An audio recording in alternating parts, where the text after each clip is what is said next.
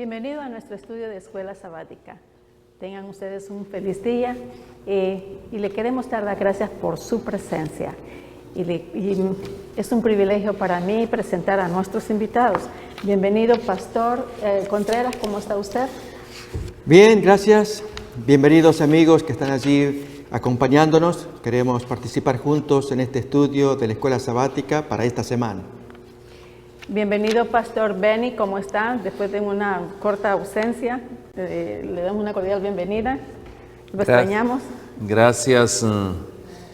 Estamos aquí muy felices, muy contentos, ya al estar de nuevo en casa. Y la bendición más grande es compartir las promesas de Dios, el consejo de Dios para este tiempo. Amén. Amén. En esta mañana vamos a desarrollar un tema muy hermoso en el cual todos en casa participamos y se titula ¿Qué es lo que ven en tu casa? Y hemos aprendido en esta lección durante esta semana que acerca de varios personajes, y uno de los que el primero que nos enseña mucho es el rey Ezequías. El rey Ezequías era el rey de Judá, y por lo tanto dio una historia muy hermosa que los pastores van a desarrollar y vamos a aprender mucho de ellos. Pastor Contreras, el profeta le advirtió al rey Ezequías lo que le iba a suceder en pocos días. ¿Cuál fue la respuesta, cuál fue la reacción del rey acerca de esa noticia tan grave para él? Muy bien. En Isaías capítulo 38 y capítulo 39 aparece esta historia, como también en Crónicas. Allí Crónicas y Reyes agregan detalles que ya miraremos. Pero para entender el tema de esta semana, que se titula ¿Qué han visto en tu casa? Recordemos que la lección de este trimestre se dedica a las etapas familiares, distintos momentos de una familia. Y en este caso consideramos muy interesante, muy importante a la vez, que una familia llega a ser observada, en este caso el rey Ezequías, y el profeta que le pregunta, ¿qué han visto? Pero para entender el contexto, la historia, la vamos a ver muy rápidamente con algunos versículos también. Así que abrimos Isaías 38, allí se nos cuenta la enfermedad que sufre el rey Ezequías, una enfermedad mortal. Finalmente Ezequías conversa con el profeta que lo visita. Y en el capítulo 39, la visita de extranjeros que vienen informados de la curación del rey Ezequías, de la asociación con astros, pero Ezequías comete un grave error. Así que miremos básicamente en qué consiste esta historia. Isaías capítulo 38, dice desde el versículo 1, en aquellos días Ezequías enfermó de muerte, muy grave la enfermedad que él sufría. Y vino a él el profeta Isaías, ese es el segundo personaje importante en esta historia, hijo de Amós, y le dijo, Jehová dice así, ordena tu casa, porque morirás y no vivirás.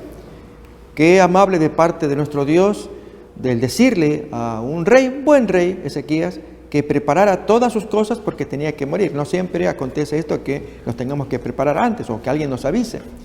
Entonces volvió Ezequías su rostro a la pared e hizo oración a Jehová. Y allí aparece una oración preciosa donde el rey abre su alma, su corazón, le pide a Dios clemencia, que no ocurra semejante cosa. Y efectivamente la oración tiene contenidos muy interesantes. Hace promesas Ezequías de que si él recibía la curación, cumpliría promesas. Sin embargo, no las cumplió. Vamos a ver algunas que no las cumplió. Entonces, aparece el profeta Isaías. Miramos esto. Cuando dice, versículo 4, entonces vino palabra de Jehová a Isaías, el profeta, diciendo, ve y dile a Ezequías, Jehová Dios de David, tu padre, dice así, he oído tu oración y he visto tus lágrimas, he aquí que yo añado a tus días 15 años más. Y te libraré a ti esta ciudad de la mano del rey de Asiria, y a esta ciudad ampararé. Y esto te será señal de parte de Jehová, que Jehová hará esto que ha dicho. Y entonces, en la propuesta de señal, tanto en Crónica como en Reyes aparecen detalles que no están contemplados acá. y es que le pide que escoja qué señal quería con los astros. Y el rey Ezequías dice, no, fácil cosa es que se adelante, que se caiga más el grado del sol, más bien es que se atrase. Eso fue sorprendente, Dios lo acepta. Y entonces aparece el fenómeno estelar, el rey Ezequías se cura, muy feliz, y en esa ocasión viene la visita de los extranjeros. Ahí nos acercamos al clímax de esta historia. Capítulo 39 a continuación.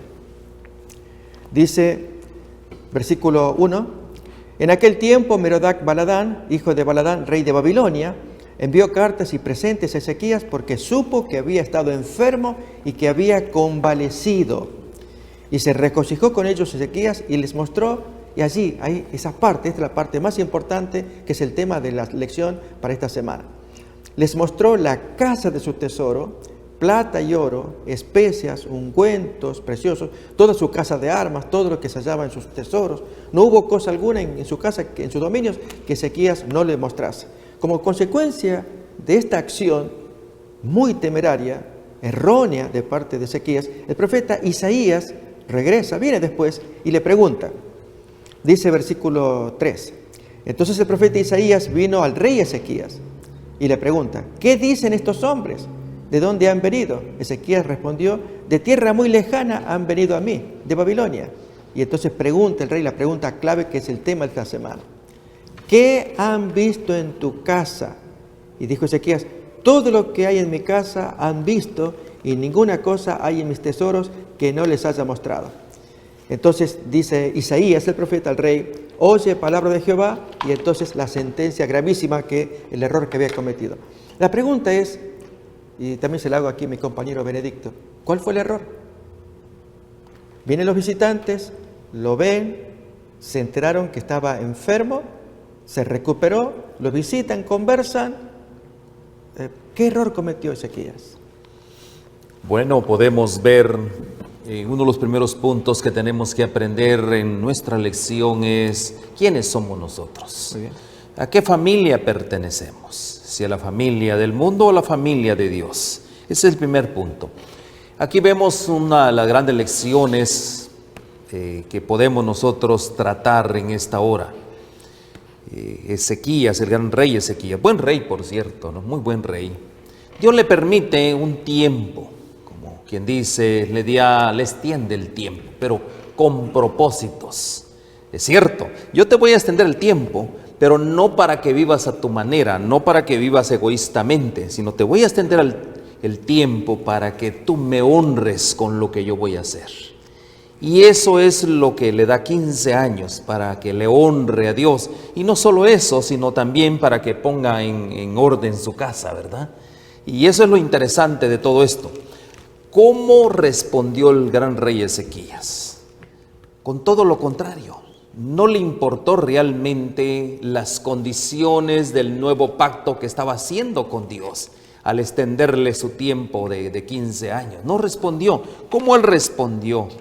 Respondió de una manera todo lo contrario, al contrario, en lugar de darle la honra y gloria a Dios, porque a eso venía esta gente. No venía por sus riquezas realmente, ellos venían a ver qué había pasado, cómo el tiempo se había detenido, el milagro grande que Dios había hecho en su vida. Ese era el punto, pero ¿qué fue lo que pasó con él? Él se vanaglorió, dicen los comentarios, la vanagloria del hombre. Les enseñó todo lo que él había adquirido, sus posesiones, y eso dio como lugar también, es cierto, quizás no aprendimos lo que Dios había hecho con este hombre, pero lo que sí es cierto es que es un hombre muy rico, y eso ¿qué fue lo que hizo? Despertó el interés de ¿quién? La codicia. ¿Verdad? La codicia de estos embajadores extranjeros de Babilonia despierta, y ahora hay una razón más, porque posteriormente, 100 años más ¿verdad? tarde. 100 años, justamente 100 años después, hay una gran invasión, tomando en cuenta que ustedes saben que el mundo, el hombre mide todo en relación a su riqueza, lo que tiene, y aquí había un buen tesoro que había que sacar. Entonces, mis hermanos, podemos ver en estas lecciones, el rey estaba convulsionado por su enfermedad, tenía sufrimientos, pero algo que me llama la atención en la aplicación que le podemos dar para nuestros días es lo mismo. ¿Qué han visto en tu casa? ¿Qué es? Le estás dando la honra y la gloria a Dios en vez de estar mostrando la elegancia de tu casa, los muebles que tú tienes. ¿Cómo vives? ¿Cómo Dios te ha favorecido realmente en todo esto? Por eso, mis hermanos, nosotros, aquí hay algo bien importante. ¿Qué tipo de espíritu está impregnando tu hogar hoy en día? Esa es la reflexión que tenemos nosotros que hacer, tal como el caso de este gran rey. ¿Qué tipo de espíritu tenía en su corazón? En pocas palabras, el rey Ezequías no fue agradecido con Dios. Mostró su orgullo de salud y por la oración que tuvo y porque fue escuchada, se ensalzó él mismo. Amén. ¿Cierto? Sí, ¿verdad? justamente, se vanaglorió realmente. Así es.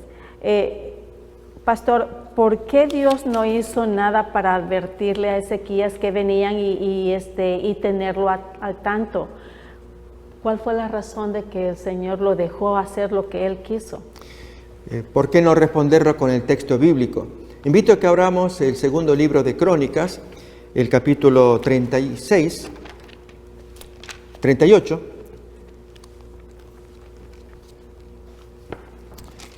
Segundo libro de Crónicas.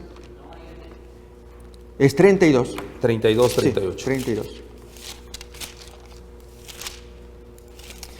Capítulo 32 dice, versículo 31, ahí aparece la clave, la respuesta también a la pregunta que hace nuestra hermana. Segundo de Crónicas 32, 31.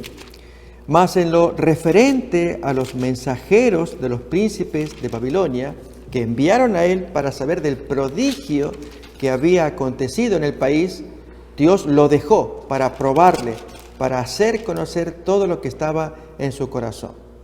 Notemos qué gran oportunidad desperdició el rey Ezequías. Estos mensajeros, aficionados al estudio de los astros, justamente se había producido un fenómeno astral. Recordemos que esa fue la pregunta inicial que Dios le había hecho por medio del profeta Isaías al rey Ezequías.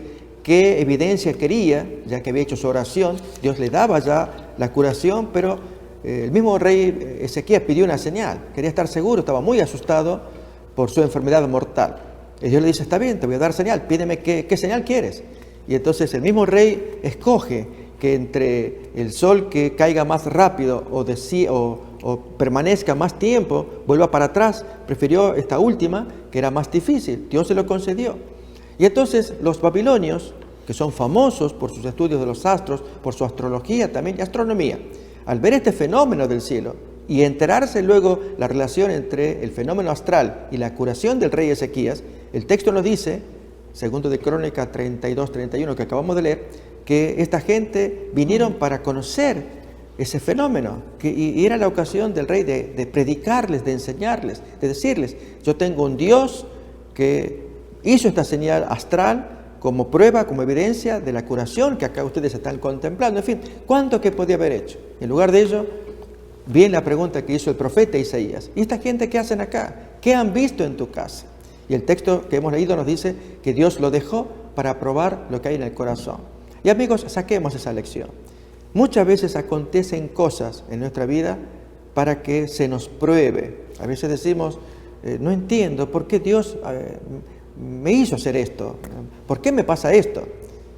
Recordemos, la más de las veces suceden cosas como efecto, resultado de nuestras decisiones o de nuestras malas decisiones, y las tenemos que sufrir. Y aún así, viviéndolas, aprendamos una lección, que esas consecuencias nos revelan dónde estamos.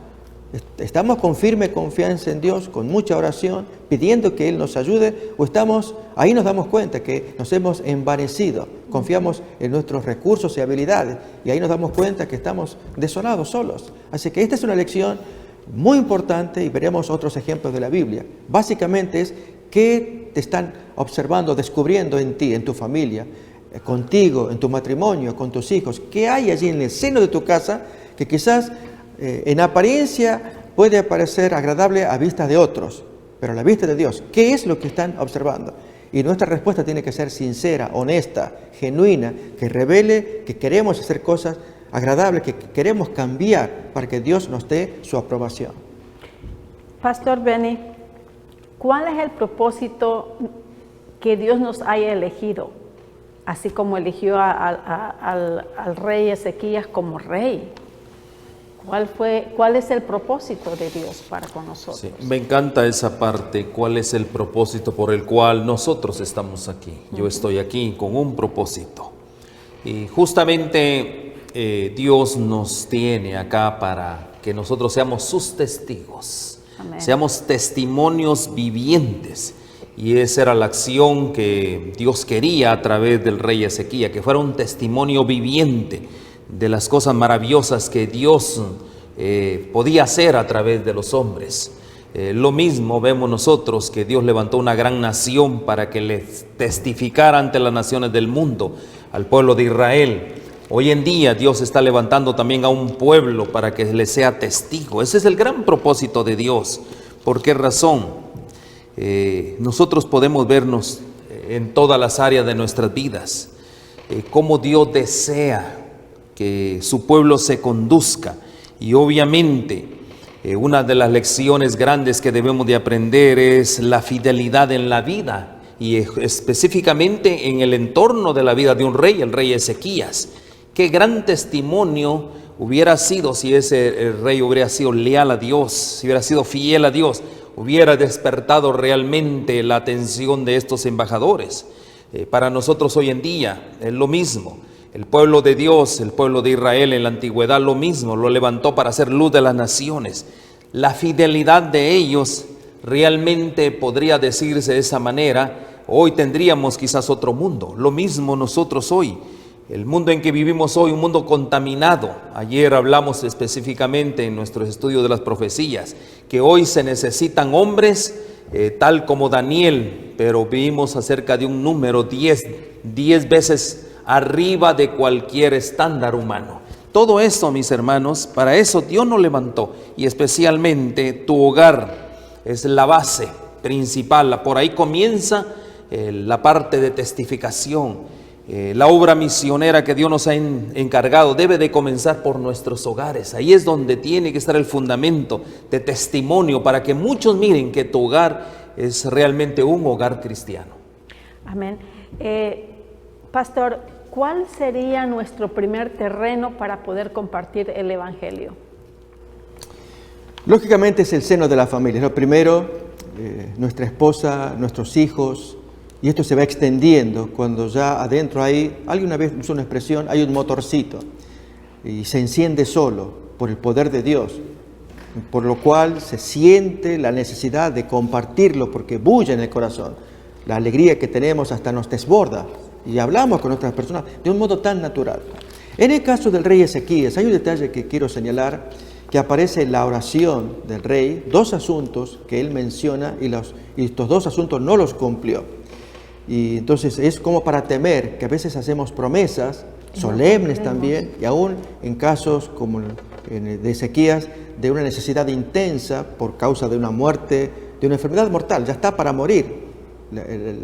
Dios le había dicho por medio del profeta, ordena tu casa porque no vivirás, tú te vas a morir. Hasta el privilegio de ordenar la casa. ¿Cuántos no querríamos esto? Que se nos diga, si te mueres, ya prepárate porque hay una sentencia. Y preparamos todo para que no nos agarre desprevenidos. Voy a invitar a que miremos Isaías capítulo 38. Miremos esos dos aspectos de la oración intensa que hace el rey Ezequías, y una de ellas responde a la pregunta de la hermana Celia, el primer lugar a donde testificar, que es nuestro hogar. Miremos Isaías capítulo 38, versículos 17 al 19. Dice: He aquí, amargura grande me sobrevino en la paz, mas a ti agradó librar mi vida del hoyo de corrupción, porque echaste tras tus espaldas todos mis pecados. Porque el Seol, o el sepulcro, no te exaltará. Notemos la inteligencia de la oración. Ni te alabará la muerte, ni los que descienden del sepulcro esperarán tu verdad. Es decir, yo muerto no te sirvo.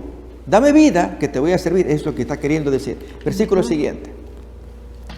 El que vive, este te dará alabanza como yo hoy. Y este primer punto. El Padre hará notoria tu verdad a los hijos. Notemos que Él promete enseñar la verdad, dar testimonio a su familia. y especialmente a los hijos. Ahora vamos a comentar si es que Él lo cumplió. Y sigue más, versículo 20. Jehová me salvará, por tanto cantaremos nuestros cánticos en la casa de Jehová todos los días de nuestra vida. Y allí junto con este 20, el 19, también habla de dar testimonio. Otra vez pasamos el 19 al comienzo. El que vive, este te dará alabanza, como yo lo estoy haciendo hoy. Bien, ¿cuáles son los dos asuntos que Ezequías no cumplió? El primero ya se contó, es no haber dado testimonio ante los visitantes. No alabó a Dios ante los visitantes. Más bien mostró las riquezas de su casa, y así con ello despertó la codicia de esta gente extranjera, quienes casi 100 años más tarde, con Nabucodonosor, vienen y toman asedio y se roban cosas que pertenecían al pueblo de Dios. Pero el segundo punto es el que importa, y es que dice en la oración: el Padre hará notoria tu verdad a sus hijos. Curiosamente, el peor rey que haya existido en Judá fue el hijo de Ezequías, Manasés. Este hombre, a los 12 años de edad, a la muerte del papá, toma el reino, y el texto nos va a contar que fue el que hizo más desmanes, el que colmó la ira de Dios para luego enviar a Nabucodonosor y destruir a la nación. Pero notemos que vino Manasés a los 12 años, toma posesión del reino, y esto significa que si se le dieron 15 años de vida al rey Ezequías, en los 3 primeros años posteriores a su curación, no había nacido Manasés, él podía prepararse para dar testimonio al hijo que iba a venir. Allí en el año 4 de su curación nace Manasés, y por 12 años más hasta que fallece Ezequías. ¿Dónde está la instrucción de un padre a un hijo? Pues está ausente, es evidente. Manasés a los 12 años toma el poder y hizo destrucción, desastre moral, y no cumplió entonces el rey Ezequías su promesa de hacer como padre notoria la verdad a sus hijos. Así que este es un punto importante. Y amigos, pensemos esto: ¿cómo podemos irradiar luz? Hablar a nuestro cónyuge, a nuestros hijos, enseñar la palabra, comentar, estudiar la Biblia, abrir los textos que están nuestros hijos pequeños, enseñarles a ellos, para que la frase que dijo el profeta a Ezequías, y nos la hacen a nosotros: ¿qué están viendo en tu casa? ¿Qué es lo que ven? Qué hermoso es decir: hay un papá, que estoy viendo un papá que abre su Biblia, su libro, su texto de ilustración, la mamá que está abriendo acá y el niño aprendiendo. Esto es lo que tenemos que hacer en nuestros hogares para que sean firmes, los jóvenes crezcan saludables, cuando sean ya grandes hombres, tomen correctas decisiones. Amén. Porque se ha enseñado la palabra de Dios en los hogares. En Deuteronomio 6, 6 y 7 nos dice lo que el pastor está diciendo. Dice: y estas palabras que yo te mando hoy estarán sobre tu corazón, y las repetirás a tus hijos, y las hablarás de ellas estando en tu casa, y andando por el camino, y al acostarte, y cuando te levantas. Es una recomendación que Moisés dio al pueblo por estatutos de Dios, ¿verdad? Una promesa hermosa que da el Señor para todos nosotros. Pastor Benny, hablando acerca de la familia, pero ¿qué pasa, pastor, cuando nuestro ejemplo en la casa no es ni positivo, es positivo, pero cuando es negativo, ¿qué es lo que pasa entonces? ¿Qué es lo que ven nuestros hijos en los padres, negativo o positivo? Una de las primeras cosas que tenemos que aprender debemos de entender claramente la razón del matrimonio o del hogar, para qué Dios lo constituyó. Y vemos ahí en San Juan capítulo 1, verso 40, vemos una de las razones del 40 al 42, del 1, 40 al 42, hay muchas razones, pero pongamos atención. Andrés dice, hermano de Simón Pedro, era uno de los dos que habían oído a Juan y habían seguido a Jesús. Sigamos. Halló primero a su hermano Simón y le dijo: hemos hallado al Mesías, que traducido es el Cristo. Y le trajo a Jesús, y mirándole, Jesús dijo: tú eres Simón, hijo de Jonás, tú serás llamado Cefas, que quiere decir Pedro. Aquí, ¿qué es lo que nosotros qué lección podemos aprender? Aquí, estos dos hermanos, de una manera que ellos no sabían, se estaban convirtiendo en misioneros para la obra del Señor Jesús. Entonces, nuestro primer campo misionero es la familia. Son prácticamente aquellos que tenemos lo más cerca posible. De esa manera nosotros, y ahí es donde está la invitación, ¿no? Abrir nuestros hogares. ¿Para qué? Para que conozcan a Dios, para que conozcan. Yo les voy a decir a ustedes, en una sociedad que estamos viviendo cada vez más el apremio, cada vez más las presiones de la vida se hacen más difícil, se agudiza prácticamente. Qué necesario es abrir nuestro hogar para que el vecindario conozca que hay un hogar ahí donde se puede interceder, donde se puede orar. Qué importante es eso para nuestras vidas. Y ahí es donde nuestra propuesta, ¿no?, de abrir nuestros hogares para que aquellos que de una u otra manera quieran conocer de Dios, quieran buscar una solución a sus problemas, hay un lugar en tu hogar. Y eso es lo que nosotros llamamos testificación, ser testigos, en este caso vivientes, tu hogar abierto, tu familia bien dispuesta para atender a otras familias, a los amiguitos de tus hijos. Todo eso es lo que Dios desea que hagamos en este tiempo. ¿Por qué razón, mis hermanos? Y aquí podemos ver algo bien importante. Es cierto, los niños, los jóvenes pueden convertirse en grandes modelos para otros niños, y de hecho yo puedo testificar de nuestro hijo Daniel. ¿Qué es lo que pasa con él?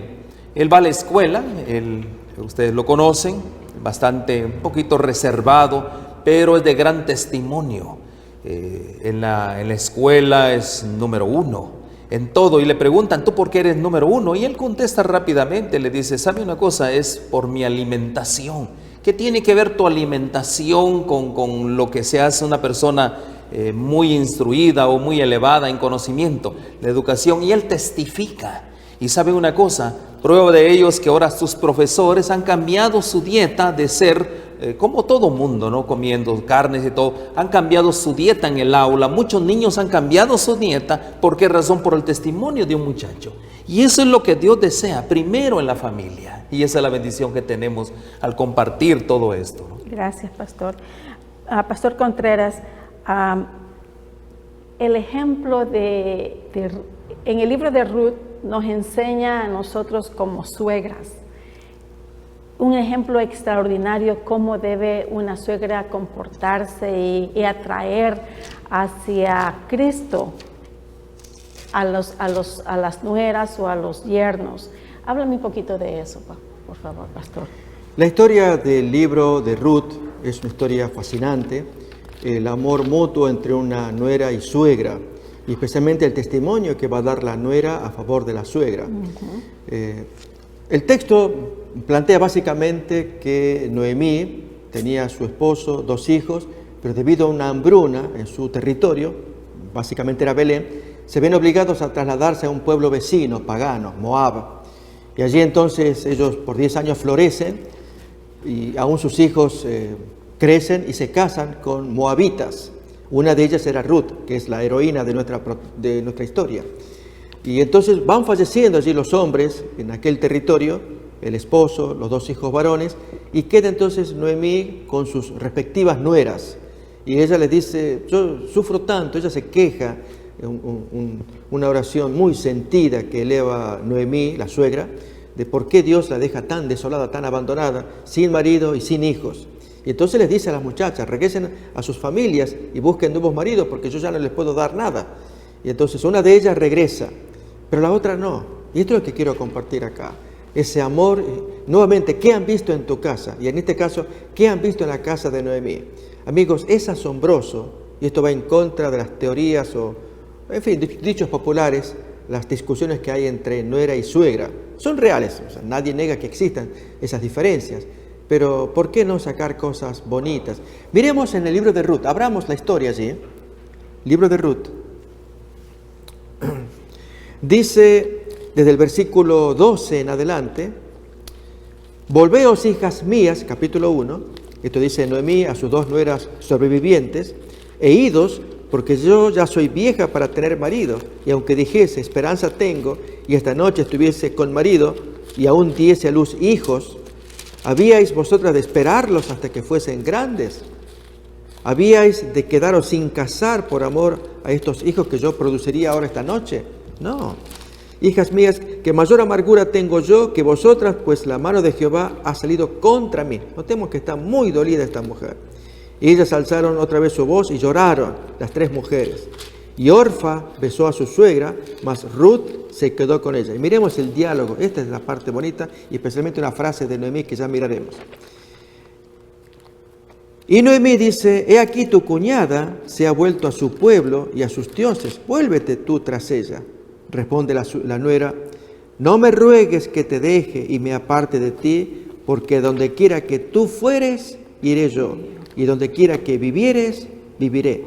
Tu pueblo será mi pueblo y tu Dios mi Dios. Amén. Donde tú murieres, moriré yo, y allí seré sepultada. Así me haga Jehová y aún me añada, que solo la muerte hará separación entre nosotras dos. Y viendo Noemí que estaba tan resuelta a ir con ella, no dijo más. Anduvieron pues ellas dos hasta que llegaron a Belén, de regreso, después de tantos años, vuelven otra vez a la patria de Noemí. Y aconteció que habiendo entrado en Belén, toda la ciudad se conmovió por causa de ellas y decían, ¿no es esta Noemí? Y ella decía, no me llamen Noemí, que quiere decir placentera, llámenme más bien Mara, que significa amarga, porque en gran amargura me ha puesto el Todopoderoso. Fijémonos, Noemí está amargada, es comprensible, no tiene marido, no tiene hijos, apenas la nuera. Pero la nuera es una historia tan bella de una mujer pagana por un lado y que ama tanto a la suegra. Y entonces la pregunta que nos hacemos es, ¿qué han visto en el hogar de la suegra para que la nuera la ame tanto, la siga, que a donde vaya va a ir, si se sepulta, se la pongan al lado de ella? Y luego la historia revela que es una muy bella mujer, Ruth, joven, una mujer humilde, servicial, sumisa, hace todo lo que la suegra pide. La suegra inteligente dice, vete a tal lugar, allí hay un pariente lejano nuestro, a ver si allí consigues, y todo obedece hasta que fructifica la historia. Termina tan bonito que finalmente Ruth se convierte en una ascendiente de la genealogía de Jesús. Al mirar la historia del maestro, de nuestro Jesús, al mirar hacia arriba, entre los ascendientes, aparece Ruth también, digna de estar en esa lista, aunque era pagana, moabita. Bueno, esta es otra lección. ¿Qué han visto en tu casa? Y nos preguntaríamos, ¿qué tiene que hacer un suegro o una suegra? ¿Cómo deberíamos comportarnos para que estos parientes políticos quieran quedarse con nosotros, deseen estar junto con nosotros? Pues es un desafío para que mejoremos nuestras conductas. Pastor Benny, sabemos que el Señor ha dado el matrimonio y es una bendición, pero ¿qué pasa cuando la pareja tiene diferentes religiones? Cuando no es un cristiano, ¿y qué pasa? ¿El que no es cristiano es bendecido por el Señor? Ahí en 1 Corintios capítulo 7 vemos algo, una descripción que es bueno tomar en cuenta en el verso 12. 1 Corintios 7:12 dice la palabra de Dios, y a los demás yo os digo, no el Señor, o sea, hace la aclaración el apóstol, si algún hermano tiene mujer que no sea creyente y ella consiente en vivir con él, no la abandone. Y si una mujer tiene marido que no sea creyente y él consiente en vivir con ella, no la abandone. Qué importante vemos el 14, porque el marido incrédulo es santificado en la mujer y la mujer incrédula es el marido, pues de otra manera vuestros hijos serían inmundos, mientras que ahora son santos. Y el 15 dice, pero si el incrédulo se separa, sepárese, pues no está el hermano o la hermana sujeta a servidumbre en semejante caso, sino que a paz nos llamó Dios. Aquí me llama la atención la palabra paz. ¿Qué es lo que triunfa? Obviamente la paz. Sin santidad, sin paz, nadie verá a Dios. El punto a resaltar aquí es cuando habla de santidad. Y eso comentaba yo con mi esposa hoy temprano. Cómo Dios en medio de las situaciones de la vida, dentro de las familias hoy en día, siempre hay alguien que es luz para la familia. Alguien que aceptó al Señor Jesús es apartado precisamente de un entorno que no es de paz, aunque se diga que es una familia que vive en armonía, que vive en una situación que probablemente hasta se puede envidiar. Pero si no hacen de Cristo el centro de sus vidas, ¿qué sucede? No existe esa paz, no existe esa armonía total, esa plenitud del matrimonio. Y eso comentábamos, ¿no? Que nosotros, por ejemplo, venimos y somos, podría decirse en la familia, aquellas personas que de una u otra nos miran mal, sí es cierto, pero también qué es lo que dicen cuando ellos están en situaciones difíciles. ¿Será que pueden orar por nosotros? Miren, qué diferencia, ¿no? ¿Será que ustedes, miren, tenemos en la familia, está sucediendo esto? ¿Será que ustedes pueden rezar, como bien ellos lo dicen, lo expresan? Y así mismo lo hacen, por ejemplo, yo me doy cuenta con la sobrina de nosotros, Delia, lo mismo, le dicen a ella, Delia, ¿será que pueden orar por nosotros? Miren, qué diferencia, ¿por qué razón? ¿Qué es lo que han visto en el hogar? Esa es la pregunta, ¿verdad? Es el tema. ¿Qué es lo que han visto en todo esto? Entonces, mis hermanos, nosotros, uno de los primeros principios que Dios nos ha dado es a vivir en paz. Ese es el principio que Dios nos da en la palabra de Dios, es la preferencia a que estemos en paz. Por eso la expresión del mismo apóstol Pablo a los Corintios es: hay que hacer una reconciliación primero con Dios y empezar a reconciliarnos en la familia, con nuestros hermanos, nuestra familia. ¿Por qué razón? Porque saben una cosa, eso es lo que da testimonio. Ese es el gran testimonio que Dios desea de nosotros. ¿Qué tipo de testimonios? Que en ese hogar haya bondad, que en ese hogar haya misericordia, haya una fidelidad inquebrantable. Eso es lo que quiere Dios, que haya un servicio humilde, que hayan testimonios para que ¿qué?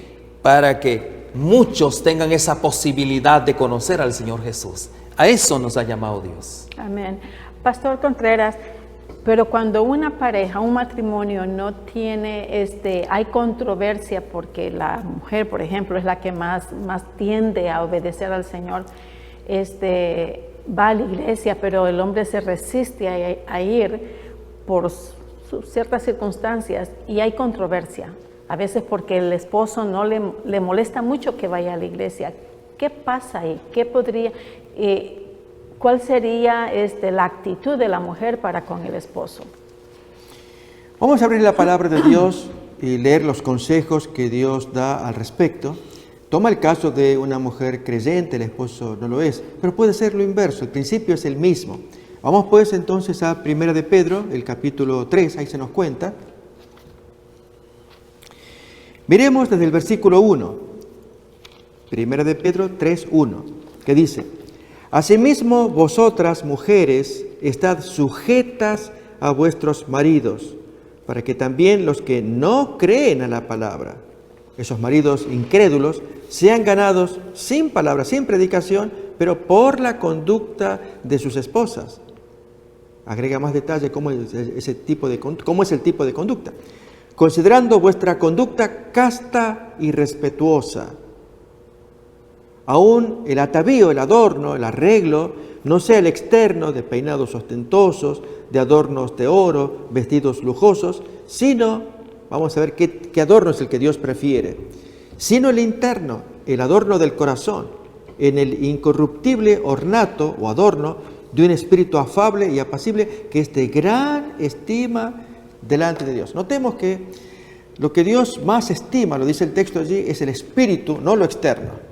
E incluso a veces nos engañamos mirando lo exterior y decimos que por la forma en cómo luce, cómo viste, hombre o mujer, suponemos que el carácter será similar a cómo viste y asociamos, si viste muy bonito, agradable, así será su carácter.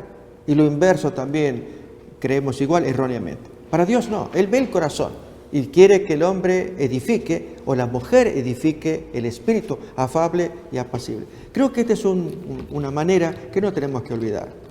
Es cierto que aparece la expresión mujeres estad sujetas y hay una onda, hay quienes no les gusta esa expresión de la sujeción. porque dicen esto promueve el machismo, que el hombre embrutecido castigue, maltrate a la mujer. Lamentablemente el pecado en sí es la desvirtuación del plan de Dios, eso arruina la conducta de hombre y mujer, y tanto uno como otro cometen perversidades. Y el machismo en sí, el maltrato de un marido contra sus mujeres es una cosa repugnante, por supuesto que sí. Pero la sujeción que aquí habla es de otra naturaleza, es una mujer suave, agradable, no respondona, que logra conquistar el carácter de un marido, incluso de un marido con carácter fuerte, por la suavidad que ella tiene, la dulzura, que es característico de una buena mujer. Y el hombre queda pensando, muchas veces queda con su conciencia, que le replica, que le toca allí la conciencia, porque la esposa, la forma en cómo lo trata, que hace que él se sienta mal, porque ella es agradable, casta y respetuosa, y así es como conquista al hombre. ¿Acaso, como dice el dicho, la gota que horada la piedra, no sería que una conducta agradable, permanente, sostenida de la mujer hacia su marido, haga que el marido cambie, y junto con el poder de la oración? Habrá mujeres que quizás digan, no, yo ya me he cansado de ser suave, sumisa y humilde con este marido tan embrutecido. Es cierto, ocurre ese fenómeno, pero acordémonos que contamos con un Dios. Dios quiere someter los corazones, y de ese marido con más razón, someterlo, subyugarlo, para que pueda heredar la salvación. De otro modo, recibe su castigo bien merecido. Pero Dios no quiere perder a la gente. Salvemos al marido, salvemos a la esposa también, que no se desanime, para que ese matrimonio y esa familia puedan ser atraídos a la luz del Señor, y los hijos que haya puedan ver amor. Ese es el plan de Dios. Fue siempre así, y la Biblia nos ayuda a entenderlo así. Pero la conducta humana, ¿cuántas veces traba el plan del Señor? Así es.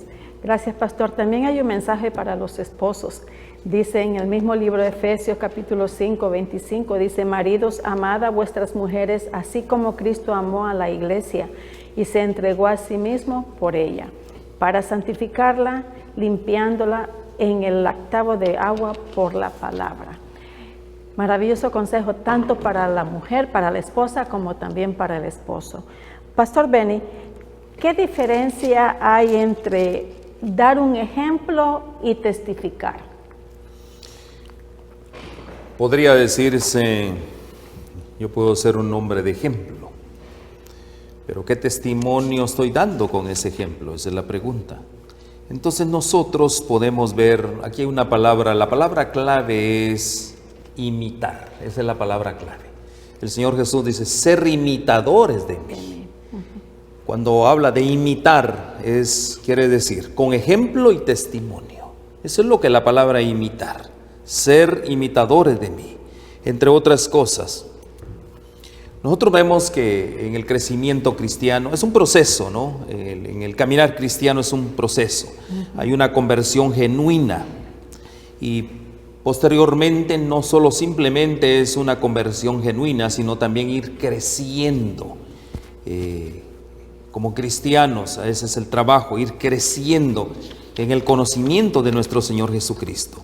Y esto, en la medida que vamos creciendo, en la vida que vamos obteniendo ese desarrollo, ese crecimiento espiritual en nuestras vidas, nosotros estamos siendo testigos, entre otras cosas. Yo voy creciendo en el conocimiento de Dios. ¿Cómo se refleja? Se refleja en obras de amor, de bondad y misericordia, como bien dijimos. Así es como yo miro el crecimiento, y así es como mi vida familiar comienza a dar testimonio de todo esto. Y de tal manera, por ejemplo, y aquí habla acerca de algo, eso tiene un poder, de una influencia hacia los demás, una influencia, un poder grande en la sociedad, el ejemplo de una persona. ¿Por qué razón? Porque somos verdaderamente imitadores de Cristo. Y yo lo pongo de esta manera: cuando otros miren a Cristo en mi vida, cuando yo soy justamente el medio que utiliza para sus propósitos, no para mis propósitos, ahí es donde yo me convierto en un verdadero testigo de Cristo. Amén, así es. Quiero leer en Primera de Pedro un mensaje hermoso que nos da el Señor. Dice, Primera de Pedro 2:9, dice: mas vosotros sois linaje escogido, real sacerdocio, nación santa, pueblo adquirido por Dios, para que anunciéis la virtud de aquel que os llamó de las tinieblas a la luz admirable. Hermoso este consejo, y nos dice que somos personas importantes, no somos cualquier cosa, somos de linaje real, de real sacerdocio, dice. O sea que en realidad somos sacerdotes de nuestra casa, ¿cierto, pastores? Así es. Así es. Agrego esto, un detalle también, que siendo sacerdotes en la casa, es una expresión que extraemos de la Biblia, somos real sacerdocio, y los antiguos sacerdotes administraban los sacrificios allí. Primeramente, acordémonos de los tiempos patriarcales, cuando era Abraham el que ofrecía los sacrificios, hasta que luego apareció con el tiempo el sistema sacerdotal. Esto nos lleva a un punto, y es que el hombre, el papá, la columna, el cabeza del hogar, es el que debe llevar adelante, si es cristiano, lógicamente, llevar adelante el crecimiento de la fe, la enseñanza de la palabra de Dios. Pero hay hombres que descuidan este aspecto, y entonces, esto lo dijimos al comienzo, cuando los hijos crecen y no hay la instrucción religiosa. Pero pastor, disculpe que lo interrumpa. Cuando en un hogar no existe la presencia del padre, la madre puede tomar ese papel. Absolutamente. Si uno u otro, e incluso a veces por el carácter un poco débil del hombre, puede darse también que la mujer es la que va a llevar la batuta, decimos, la delantera, y ella es la que promueve el estudio de la Biblia, promueve la fe en el hogar. Enhorabuena, con tal que uno de los progenitores lleve adelante la realización del plan de Dios, que se conozca, que se estudie la palabra. Pero ahora lo que quiero traer es, ¿qué ocurre cuando el hogar está dividido? Es muy penoso, suele pasar, que uno de los dos cree las cosas, el otro no. No solamente que no cree, sino que lo traba. En ese caso, cuando ocurre eso, realmente necesitamos, como dice el Nuevo Testamento, la doble porción de tu espíritu. Necesitamos mayor poder de Dios, mayor oración, mayor búsqueda de la gracia y el poder de Dios para subyugar el corazón del compañero o la compañera que no cree estas cosas. El plan de Dios es que los dos hagan fuerza juntos, porque es triste observar que uno de los dos hizo todo lo posible en la enseñanza de los hijos, en la conservación de la fe en la familia, pero el otro cónyuge, decimos de un cuajo, lo barrió todo, con su mal ejemplo, mal negocio, fundió todo, destruyó todo. Acordémonos que el matrimonio está hecho de a dos, son dos los que construyen, y si los dos son iguales, piensan igual, de hecho la Biblia le llaman una sola carne. Lógicamente esperamos que haya triunfo y éxito para ese matrimonio, todos lo celebraríamos. De hecho, cuando la pareja se casa, traen ese plan. Pero con el paso del tiempo, el pecado erosiona, entra y destruye, separa. Y uno de ellos permanece bien, el otro tira hacia abajo. Pero cuando ocurre esto, aún así, hay esperanza. Y es por medio de la oración. Confiar en que Dios bendiga, que salve la familia, que salve a los cónyuges, para que todo lo que se construyó pueda estar en pie para bendición del hogar y aún de los hijos presentes. Amén, así es. Pastor Benny, ¿cuál es la sugerencia que nos da en la Biblia el apóstol Juan respecto a todo esto? El apóstol Juan, justamente ahí en Tercera de Juan, vemos en el verso 11, Tercera de Juan, verso 11, hay una lección maravillosa que nos deja. Tercera de Juan dice: amado, no imites lo malo, sino lo bueno. El que hace lo bueno es de Dios, pero el que hace lo malo no ha visto a Dios. Aquí podemos ver, mis hermanos, que Dios, el propósito de Dios al crearnos, a formarnos, es para lo bueno. Eso es lo que dice la palabra de Dios. Pero más sin embargo, muchas veces, una de las razones por el cual el mundo se ha enseñoreado prácticamente de los suyos, en este caso de la humanidad, es porque la tendencia, y hay un punto importante aquí, es el corazón. El corazón es el punto focal en todo esto. El corazón es perverso, y de una u otra manera, por eso la invitación de Dios es a que entreguemos nuestro corazón. ¿Por qué razón? Si entregamos nuestro corazón, si el Señor se entroniza en nuestro corazón, obviamente se va a entronizar también en nuestras familias. Y de esa manera vamos a tener familias, vamos a ser verdaderos testimonios, tal como el Señor lo desea de nosotros. Pastor, En el libro de Romanos nos da nos dice algo muy peculiar que todo el mundo lo sabemos, ¿verdad? Pero ¿cuál es la razón que el apóstol Pablo nos dice en Romanos 3:23? Por tanto dice, todos pecaron y todos somos destituidos de la gloria de Dios. Ahí tenemos el texto. Sí. Por cuanto todos pecaron y están echados de la gloria de Dios, pero también leemos el versículo que sigue. Siendo justificados, perdonados, aceptados gratis por su gracia mediante el rescate que es en Cristo Jesús. Esto muestra que, hablando en el contexto de la familia, no podemos llegar a una bendición plena si no reconocemos nuestras debilidades por las cuales Dios nos echó. Me refiero a lo siguiente: hay familias que por causa de sus estudios, puede ser familias profesionales, tienen buen estándar de vida, económicamente, materialmente están en buena posición, por lo cual no necesitan la ayuda de la religión. Y entonces creen que pueden llevar adelante un hogar. De hecho, ha pasado casos de gente profesional que en algún momento de su vida viene el colapso para el cual no estaban preparados. Y esto muestra que todos, sean los que estén bien acomodados, los que están mal, aquellos que tienen estudios y profesión, aquellos que no lo tienen, todos necesitamos de un Dios, porque hay un texto que es el que leíamos recién de Romanos 3:23. Estamos echados de la gloria de Dios por causa de nuestro pecado. Y al estar destituidos, expulsados, todos necesitamos de esa gracia, de que Dios venga y nos asista, nos recoja, nos acepte. A partir de ahí viene el poder, ese poder de Dios que opera en el corazón, por lo cual Dios expulsa lo malo que tenemos, el egoísmo, el resentimiento, la falta de colaboración, de interés, de amor para el compañero y viceversa.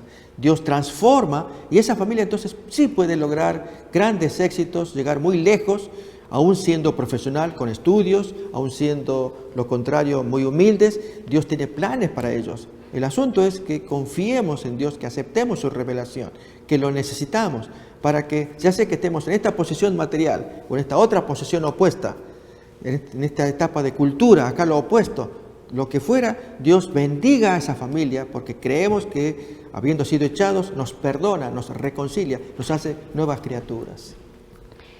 ¿Algún otro comentario, Pastor Benny? Sí, yo quiero terminar con algo. Aquí hay una palabrita así que me gustaría colocar en su corazón. La parte de la hospitalidad. ¿Qué es la hospitalidad? Es la parte tangible del amor. Cuando hay un amor abnegado, ¿cómo respondemos? Con actos ¿de qué? De hospitalidad. Mis hermanos, la hospitalidad realmente son actos de servicio que se le hacen a Dios. Y así es cuando hay un hogar, hay amor, hay alegría, hay gran gozo, respondemos con hospitalidad hacia los sufrientes. Muchas gracias, pastores. Les agradezco su cooperación y esperamos que haya sido de buen interés para ustedes, que el Señor los bendiga y que tengan un hermoso fin de semana. Bonito sábado, bendecido sábado. Hasta luego.